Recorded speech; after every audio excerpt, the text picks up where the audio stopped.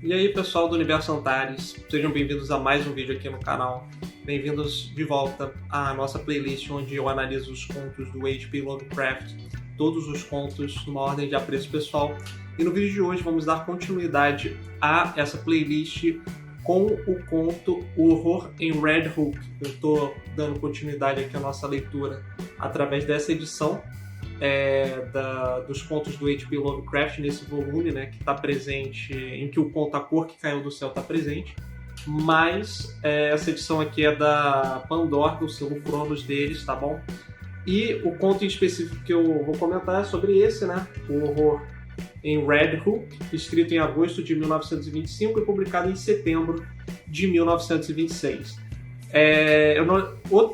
Esse é outro conto do Lovecraft que eu não lembrava direito de ter lido, sabe? Tipo assim, eu li, mas eu não lembrava os acontecimentos de maneira detalhada ao longo da narrativa. E foi muito interessante rever esse conto, reler este conto, porque a gente tem aqui de novo a presença do H.P. Lovecraft dando as suas alcunhas, não só alcunhas, mas assim, as suas ideologias xenofóbicas dentro das personagens. Ele faz isso de modo que os próprios personagens acabam sendo, digamos assim, racistas, mas muito disso é fruto do seu próprio racismo, da sua própria xenofobia. E não dá para você fazer um paralelo, se você analisar os contos de modo unilateral, que o autor, de fato, ele é racista. Mas se você pegar todos e você começa... Por exemplo, a gente já viu alguns contos aqui que tem esse cunho mais racial, você começa a traçar paralelos, sabe? E isso pode incomodar alguns leitores, principalmente se você é um leitor de minoria, sabe? Se você faz parte de um grupo de minorias, então, por exemplo... Ou até de... não vou dizer minorias, né? Mas se você tem qualquer, digamos assim, traço, por exemplo... Eu tenho traços de descendência árabe. O autor ele retrata muito isso de modo pejorativo, assim como ele retrata muito isso de modo pejorativo para com judeus, asiáticos, latinos, enfim. E nesse ponto fica bem evidente isso, porque o Horror em Red Hook, para quem não sabe, Red Hook, nesse caso, vai tratar de um bairro nova-iorquino em que mistérios vão levar o detetive Malone, um detetive dessa cidade, a descobrir horrores, assim, mistérios inomináveis. Mas o que eu acho maneiro do conto é que ele é dividido, se eu não me engano, em 7 partes, e ele começa no final. A gente já vê o Malone, ele tá bem abalado emocionalmente, ele tem um acesso de pânico quando ele vê um prédio que se assemelha a uma igrejinha, e a gente não sabe o porquê disso, né? Os próprios moradores acabam compadecendo, porque ele se sente envergonhado por ficar assim nesse estágio não vou dizer de loucura, mas ele fica muito fragilizado do ponto de vista mental. E assim, os médicos recomendaram para ele, né, os especialistas em psicoterapia, né? Os psiquiatras recomendaram que ele fizesse uma cura geográfica para tratar essa fobia.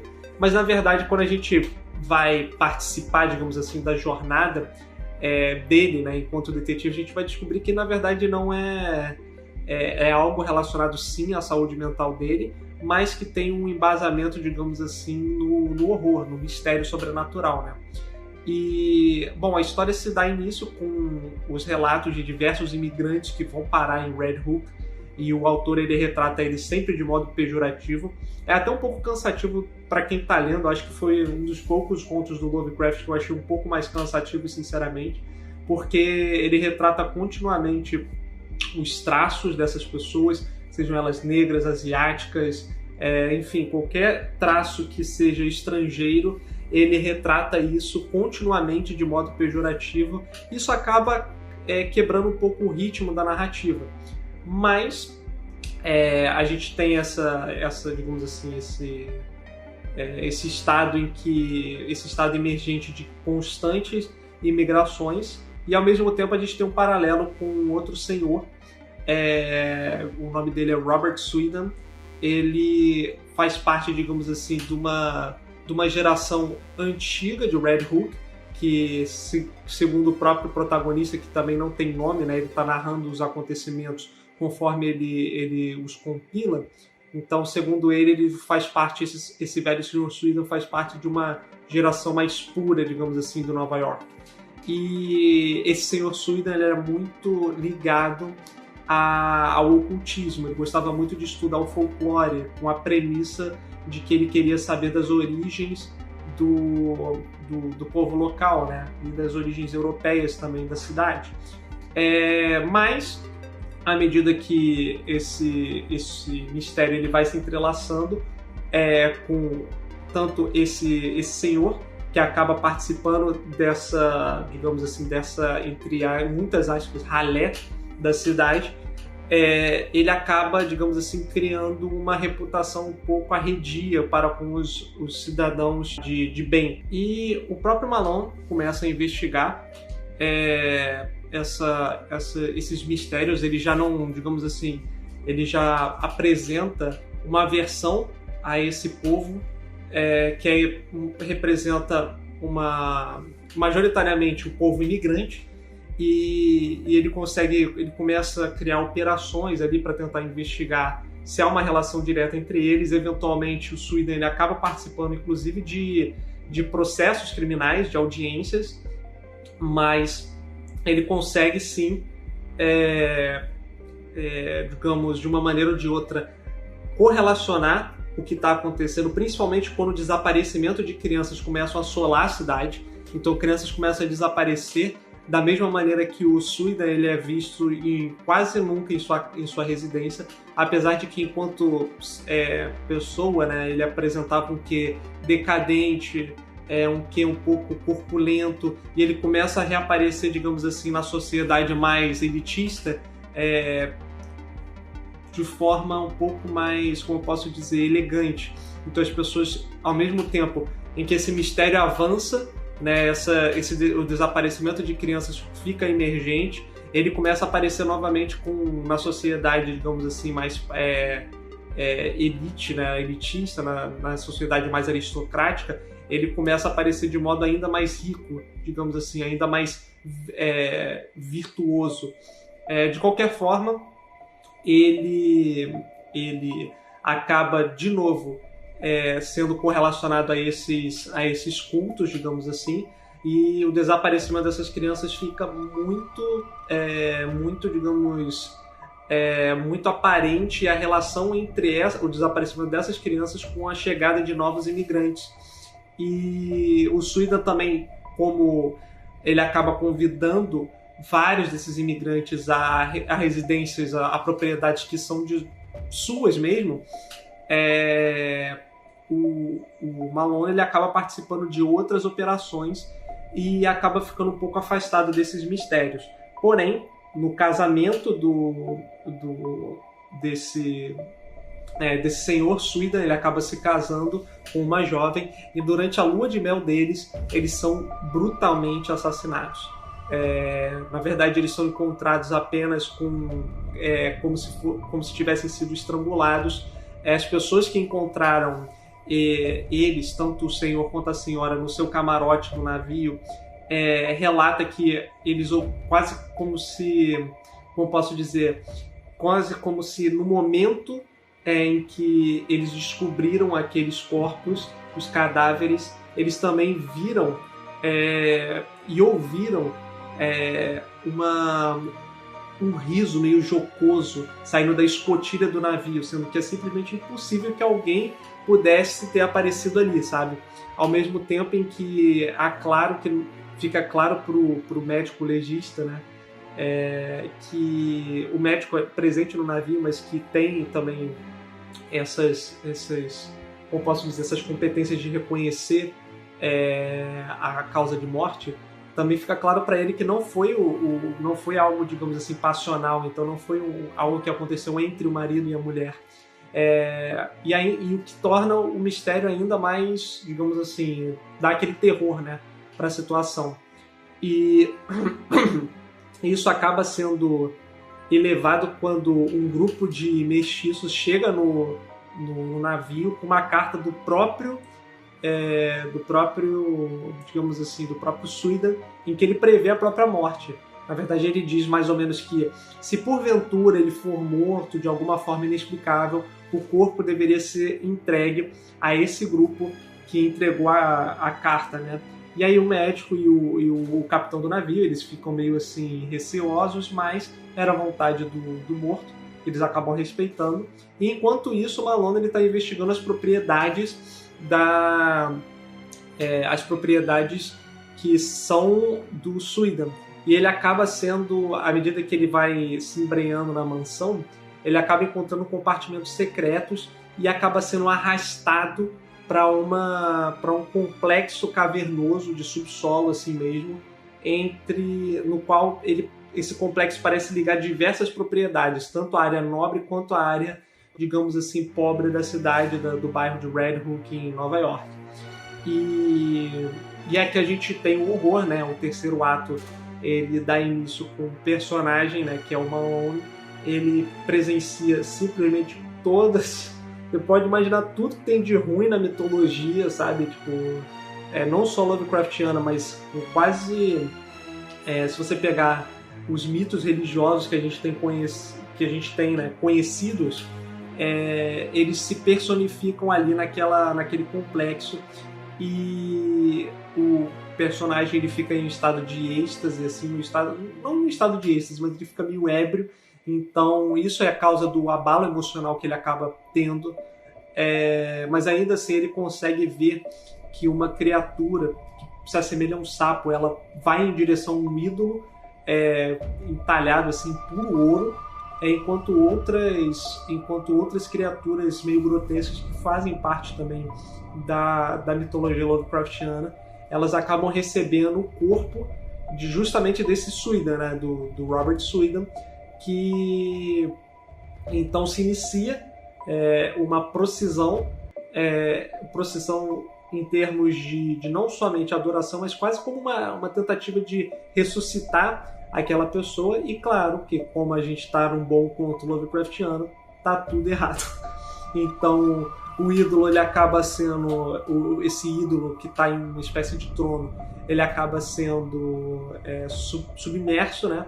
Quando ele acaba sendo derrubado, assim, fica submerso numa lagoa meio pútrida. O corpo, né, o cadáver do Suidan, ele é completamente assim, desmantelado, sabe? E um terremoto se dá início. Então o personagem principal, Malone, ele é encontrado muito tempo depois, já desacordado, assim. Ele acaba sabendo que a mansão em que ele estava explorando, né, não só a mansão, mas todas as outras propriedades relacionadas ao Suidan, elas acabaram desmoronando, segundo os especialistas, por motivos da própria estrutura ser muito antiga. Mas a gente, né, nós leitores, sabemos que a causa vai muito além disso, e o Suidan foi um dos únicos sobreviventes porque ele estava escondido nesse complexo cavernoso. Então o conto termina de uma forma bem xenofóbica, com um personagem que está, digamos assim, e é interessante ao mesmo tempo, porque o personagem principal, ele sabe que não é algo que dá para parar, digamos assim, essa parte, digamos assim, de imigrantes. Então ele atrela o horror Lovecraftiano com a imigração também, porque o conto se inicia com um personagem que está numa cidade pacata, né, que visa somente se recuperar, mas ao mesmo tempo ele tem aquela coisa, aquela característica de, tipo assim, eu começo a perceber que aqueles horrores, aqueles mantras estão começando a se espalhar para cá também. Isso, lógico, é atrelado de modo negativo, né, pejorativo. E o conto como um todo, ele, dessa vez, eu sinto que ele é muito mais, como eu posso dizer, o conto, ele demoniza muito mais as criaturas, sabe? Então eles são vistos de fato como algo demoníaco nesse conto. Até então a gente tinha algo numa pegada mais ficção científica, um horror mais de fato cósmico. E aqui não, aqui eles são atrelados a algo satânico, a algo blasfemo. Então esse tom Lovecraftiano ele é bem mais brutal nesse sentido. Mas é um conto que continua muito interessante. Eu confesso que ele é um pouco mais cansativo. Não é um dos meus favoritos, é um dos meus favoritos justamente porque eu acho que essa coisa de você objetificar muito o horror através da sua xenofobia, do seu racismo, ele acaba ficando... Eu não tô nem puxando o ponto de vista ético da coisa, né? Porque aí fica óbvio que é um conto bem, digamos assim, de baixo calão, digamos assim, no sentido de não ser um conto bom, de certa forma. Mas só do ponto de vista mesmo técnico, quando você, enquanto autor, começa a objetificar muito essas coisas através do seu texto, você não cria argumentos fortes, você torna essas objetificações simplórias como o próprio argumento da sua trama, isso acaba ficando, de certa forma, cansativo para nós, enquanto leitores. Então, e por incrível que pareça, relendo, é um conto que eu não curti tanto do autor, cara. Porque eu acho que ele é muito barato no sentido de que você sabe que o autor ele é capaz de fazer algo além, sabe, disso, de ser algo que tem mais nuance, digamos assim. Mas o Lovecraft ele opta por esse caráter racial na hora de determinar a sua narrativa, que do ponto de vista narrativo também, né, levando em consideração os personagens protagonistas, faz sentido porque são personagens que estão apavorados, né, com essa explosão de imigração. Mas, ao mesmo tempo, se você analisar do ponto de vista, sabe, mais técnico, o conto ele é muito fraco por se basear somente nisso, porque ele fica muito óbvio, sabe? É óbvio que o autor está tentando atrelar essas características ao horror que está acontecendo e, digamos assim, consequentemente ele torna os vilões muito caricatos, sabe? E isso é algo fraco, porque você tem contos do autor em que ele consegue fazer determinar, digamos assim, criar vilões que são mais interessantes do ponto de vista literário, sabe? Mas é um conto bom, continua sendo um conto bom. Ele é um conto mais brutal nesse sentido, que ele trata o seu horror de uma perspectiva mais demoníaca, digamos assim. Mas ele continua sendo um conto muito interessante. E se vocês gostam também dessa pegada mais, digamos assim, brutal, mais blasfema, digamos assim, do ponto de vista Lovecraftiano, digam-me aí nos comentários. E aí o que vocês acharam desse conto, se vocês já leram. E, se eu não me engano, esse é o último desse volume aqui. Então, nos próximos eu vou já nos contos que eu gosto muito mais, porque eles tratam o horror Lovecraftiano não somente enquanto antagonista, né, mas enquanto personagem que dá apoio à história. Mas isso fica para outro vídeo. Então, espero que vocês tenham gostado. E até a próxima análise.